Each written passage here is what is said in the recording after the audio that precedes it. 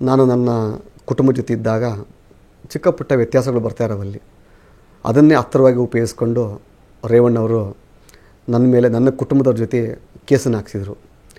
ಯಾವತ್ತೂ ತಪ್ಪು ಮಾಡಲಿಲ್ಲ, ನನ್ನಲ್ಲಿ ಕೊಲೆ ಮಾಡಲಿಲ್ಲ, ದರೋಡೆ ಮಾಡಲಿಲ್ಲ, ಮೋಸ ಮಾಡಲಿಲ್ಲ. ಅಲ್ಲಿ ನಾನು ಆವತ್ತಿನ 498 ವರದಕ್ಷಿಣೆ ಕಿರುಕುಳ ಕೇಸಲ್ಲಿ ನಾನು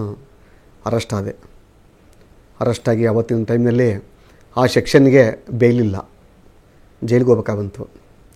13 ದಿವಸ ಜೈಲಲ್ಲಿದ್ದೆ ನಾನು. ಮತ್ತೆ ಬಿಡುಗಡೆಯಾಗಿ ಬಂದೆ. ಎಲ್ಲ ಗುರು ಹಿರಿಯರೆಲ್ಲ ಕುಳಿತುಕೊಂಡು ಚರ್ಚೆ ಮಾಡಿ, ಬೇಡ ಕುಟುಂಬದಲ್ಲಿ ನೋವು ಮಾಡ್ಕೊಂಡು ಹೋಗೋದು ಬೇಡ ಅಂತಂತೇಳಿ ಆವಾಗ ಆ ಟೈಮಲ್ಲಿ ರಾಜಿ ಕೂಡ ಮಾಡಿಸಿದ್ರು. ಮಕ್ಕಳ ಭವಿಷ್ಯಕ್ಕೋಸ್ಕರ ನಾವು ಕೂಡ ಹಾಗೆ ಬಂದಲ್ಲಿ.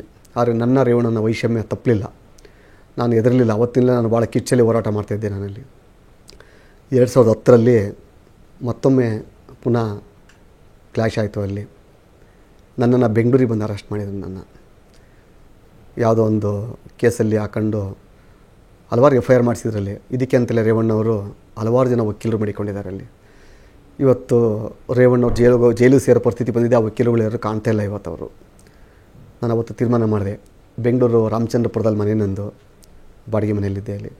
ಅಲ್ಲಿ ಬಂದು ಒಳಗೇಶ್ವರ ಪೊಲೀಸ್ ಆಫೀಸರ್ಸ್ಗಳು ನನ್ನ ಬಂಧಿಸ್ತಾರೆ, ಅಂದರೆ ಕರ್ಕೊಂಡು ಬರ್ತಾರೆ. ಅಲ್ಲಿ ಬೆಂಗಳೂರಿನಲ್ಲಿ ಯಾವ ಕಾರಣನೂ ಇಲ್ಲದೇ ಇಲ್ಲಿಂದ ಅರೆಸ್ಟ್ ಮಾಡ್ಕೊಂಡು ತಗೊಂಡೋಗಿ ಒಳಗೇಶ್ವರ ಪೊಲೀಸ್ ಠಾಣೆಯಲ್ಲಿ ನನ್ನ ಬಟ್ಟೆಯಲ್ಲೇ ಬಿಚ್ಚಿ ಕೇವಲ ಒಂದು ಇನ್ನರ್ ವೇರಲ್ಲಿ ಕೂರಿಸ್ತಾರೆ. ನನ್ನ ಶೆಲ್ಲುಳಿತನಿಗೆ ಅಲ್ಲಿ ರಾತ್ರಿ 12:30 1 ಗಂಟೆ ಹಂಗೆ ಒಳಗೇಶ್ವರ ಕರ್ಕೊಂಡು ಹೋಗ್ತಾರೆ. ಅಲ್ಲಿ ಬೆಳಗ್ಗೆ 7 ಗಂಟೆ ತನಕ ಕೂಡ ನನಗೆ ಬಟ್ಟೆ ಕೊಡಲ್ಲ, ಸೆಲ್ಲಲ್ಲೇ ಕೂರಿಸಿರ್ತಾರೆ. ಅಲ್ಲಿ ಭಾಳ ರೋಚಕ ಕಥೆ, ಇವತ್ತು ಹೇಳೋಕ್ಕಾಗಲ್ಲ. ಅಲ್ಲಿ ನನ್ನಲ್ಲಿ ಒಂದು ಗುರಿ ಬಂತು, ನಾನು ಎಲ್ಲಿ ಯಾರಿಂದ ಅನ್ಯಾಯ ಆಗ್ತಾಯಿದೆಯೋ ಆ ಫೀಲ್ಡಲ್ಲಿ ನಾನು ಸಕ್ರಿಯನಾಗಬೇಕು. ನನ್ನಲ್ಲಿ ಯಾರು ಅಧಿಕಾರ ಮತದಿಂದ ಮೆರೀತವರೋ ಆ ಅಧಿಕಾರ ಕೀಳಬೇಕು. ನನ್ನಲ್ಲಿ ಯಾವ ಅಧಿಕಾರದಿಂದ ಇಷ್ಟೆಲ್ಲ ನಾಗರಿಕರಿಗೆ ಹಿಂಸೆ ಕೊಡ್ತವರೋ ಆ ಅಧಿಕಾರ ಪಡಿಬೇಕಂತ ಛಲ ಬಂತು ನನಗೆ. ಅಲ್ಲಿ ನಾನು ಸಮಯಕ್ಕಾಗಿ ಕಾಯ್ತಾ ಇದ್ದೇನೆ ನಾನು.